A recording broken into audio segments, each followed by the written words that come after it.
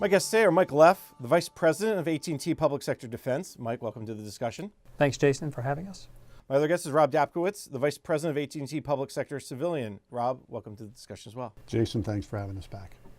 Transition is obviously heavy lift, and we saw that with networks. It took years longer than expected, and we've seen GSA try to take steps to improve the process.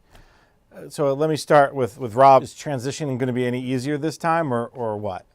My gut tells me transition is not going to be any easier. Transition doesn't get easier, right? What I can tell you, however, is that companies like AT&T have thousands of resources that do this every day. And by the way, with all of the other competing priorities that a government agency is going to have to deal with, in addition to transitioning off of networks, it could be almost paralyzing.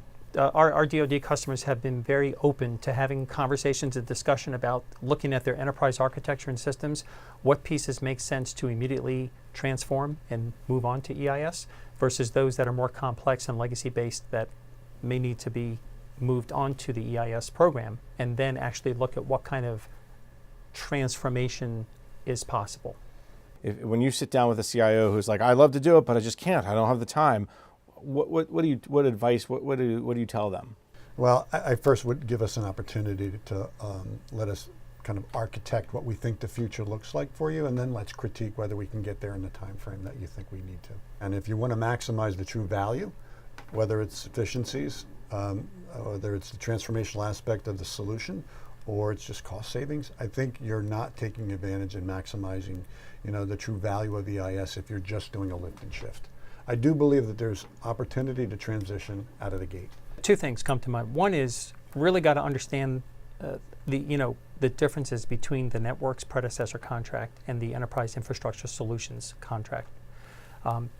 It's a different operating model. It's a different business model.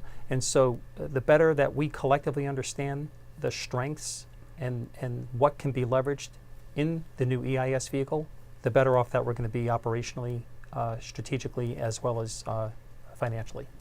On the technical side, I think it's continuing to work with them, making sure they really understand what they have, what their current inventory is, and then really trying to be very thoughtful and strategic about what can be transitioned and modernized at the same time versus those that are more mission critical systems that are going to take longer, connected back to their enterprise architecture.